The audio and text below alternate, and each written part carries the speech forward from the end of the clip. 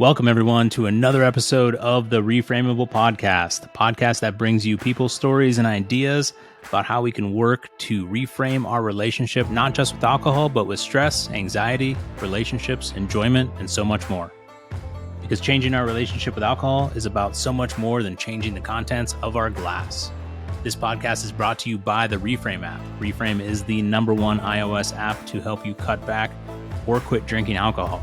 It uses neuroscience to reframe your relationship with alcohol and unlock the healthiest, happiest you. My name is Kevin Bellack. I'm a certified professional recovery coach and the head of coaching at the Reframe app. Glad you are all here, so let's start the show.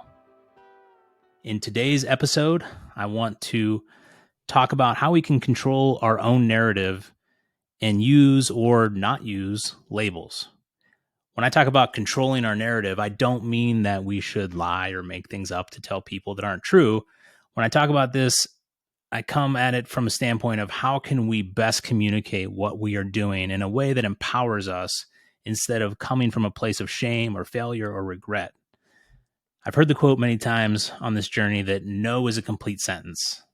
That is usually said from the viewpoint that we don't owe anyone an explanation as to why we are cutting back or cutting out alcohol from our life. I do think it's important to keep that in mind. However, I prefer to be prepared to have conversations with people who I want to give more than a dismissive, none of your business response. Not that we can't give that response when warranted, though.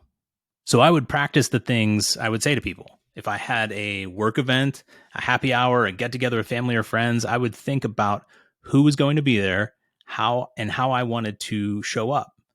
Typically, these were people who I drank with before and potentially saw me drink a lot over the years.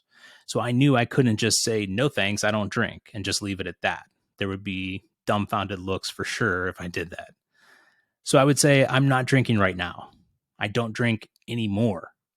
Or I have to drive and pick up whoever or some reason like that. This could potentially lead to more questions, but for the most part, people didn't usually care. They're either fine with you making this shift, they're too focused on themselves, or they just don't care at all.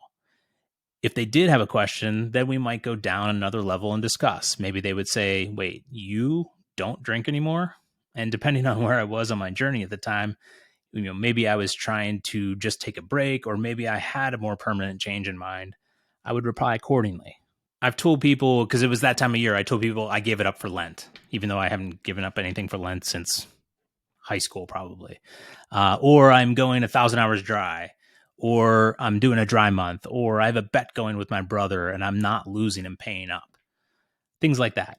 Most of these were untrue in that they weren't the reasons for my change, but they were an easy answer that people could at least grasp. So having some quick responses like this available is just a good idea to be prepared with. One suggestion I always have when we are talking with others and this topic comes up is to focus on the positives of this change. Instead of coming from a place of deprivation or failure or struggle, I would focus on the positives that I was seeing as I made this change, or even the positives that I wanted to see. Because as you may know, we aren't always feeling that positive. I don't want any toxic positivity here. If I meet someone new now and they ask me why I don't drink, I simply tell them that I found myself drinking too much, so I decided to stop. And when I did, I felt so much better that I just kept it going. It's hard to argue or try to convince someone to drink when they just told you how good they feel. And I get that maybe you aren't feeling good in that moment, but maybe you're very early in your journey or later. We're not always feeling it, right? But giving the positives of what you want to see is also an empowering way to go about this. There were plenty of times when I told someone about how much better my sleep was, for instance, when I only got 4 hours of sleep the night before because my anxiety was keeping me awake. But that didn't mean I wasn't doing this to work on my sleep or to work on my liver health or my brain health or my relationships or for my job. So just because I wasn't feeling or seeing that positive in the moment, I knew that's what I was working towards. So I said it anyway. And this is why it's so important to think about, to write about, and even talk about the reasons why we want to make this change in our life. Because if we don't know why we want to change, it's hard for us to answer questions and tell other people why we're doing it. It can definitely be hard for us to be confident when going out. And even if we have a solid why, a solid reason for wanting to change the way alcohol is showing up in our life, that doesn't mean we are ready to share that with other people or even share a little bit with other people. But don't worry, if you don't have that solid reason, that solid why just yet, find something that you can use and go with it. And this is a part of controlling the narrative. It's also controlling the situations that we find ourselves in. We can't always control every situation. Sometimes we do have to go to an event, but just remember there are a lot of things we do out of obligation that we can skip every once in a while too. Part of controlling the narrative is putting ourselves first and protecting our own energy so that we can continue to work on making this change in our life. Sometimes, of course, we can't control the narrative. People know something that may have happened that caused us to have to make this change. But that doesn't mean that we can't make this change in a way that can still be focused on what we're gaining versus what we might be losing. We can still move forward on a path that makes sense to us. Now, a big part of this can be that we sometimes fear labels as well. The stigma has grown around alcohol that you can either drink it and not have a problem and be normal, or you have a problem and you can't handle it. That black or white thinking is what causes a lot of people to not make a change because they're afraid of what others might think. They're afraid of being labeled an alcoholic or looked down upon. I know I didn't make meaningful changes in my life surrounding alcohol because I was scared of having to admit that I was an alcoholic. It kept me drinking longer than it should have. And to this day, I've never called myself an alcoholic and I never will. If I look back on when I reached the end of my rope and started to make a change, could you have classified me as an alcoholic by any loose definition? Sure, you could have. But it wasn't helpful to use that term for me. And here's why. I'll give you my take on this just for myself. This is just an example of my thought process in case it helps you. Because alcoholic isn't a medical term. It's ill-defined and full of decades or more of stigma surrounding it.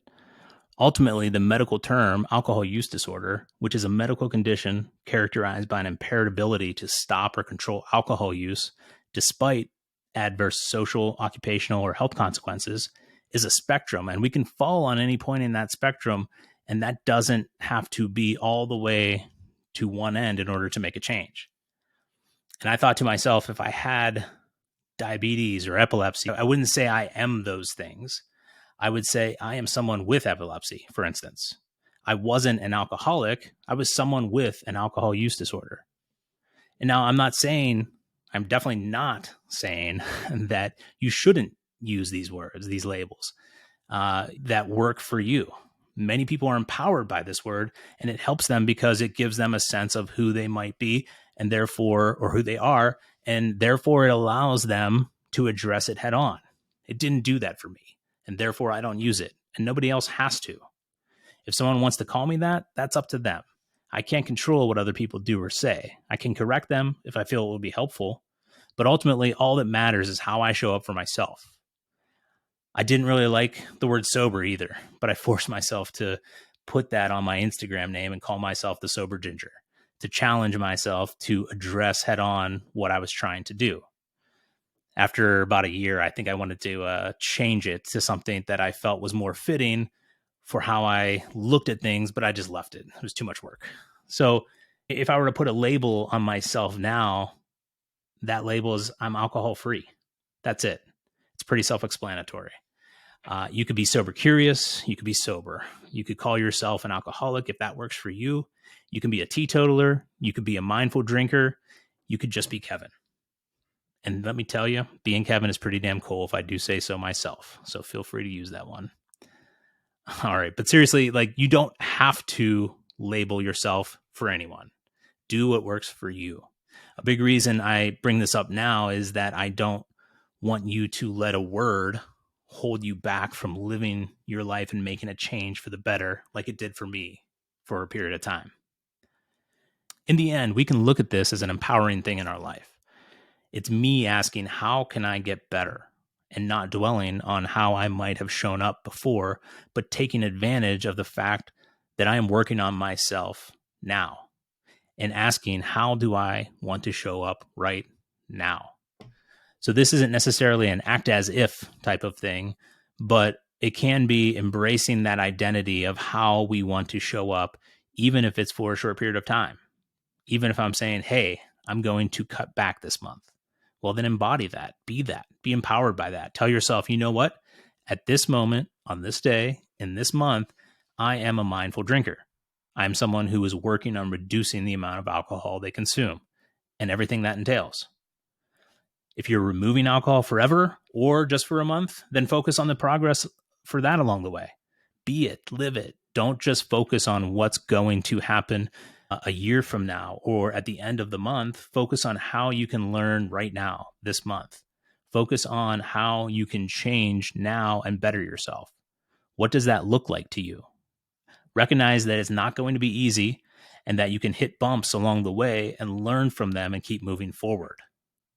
Use this as an empowering moment, not something like my friends might judge me because I'm cutting back on alcohol and there's a stigma that I can't handle my alcohol. To that, I say, screw that. Because why is it that we think anyone can handle this toxin? It's a drug. The only drug you have to justify not taking, and that is a shame.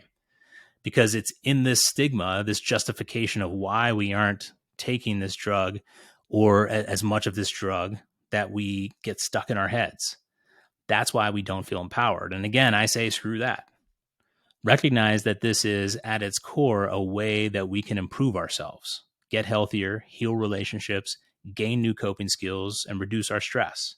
It's not going to be easy. So be sure to find the support you need and focus on making that progress. Recognize that alcohol is causing a lot of our stress to begin with. It's that vicious cycle of I'm stressed, so I drink, and that creates stress in our bodies and minds. And so we feel that compounded the next day, so we drink again, and on and on. Empower yourself to control the way you view how alcohol is showing up in your life and work to change how you are approaching it now. In the end, we have to show up for ourselves first. Today, I just wanted to touch upon the fact that we can tell people why we are making a change or not. And ultimately, as they say, those who matter don't mind, and those who mind don't matter. So just continue to work on yourself. Continue to reframe the way you show up for yourself and just keep going. I want to thank you for listening to this week's episode of the Reframeable podcast, brought to you by the Reframe app. Reframe is the #1 iOS app to help you cut back or quit drinking alcohol. It uses neuroscience to reframe your relationship with alcohol and unlock the healthiest, happiest you. If you're enjoying this podcast, please like, subscribe, and share with those that you feel may benefit from it. I want to thank you again for listening, and be sure to come back next week for another episode. Have a great day.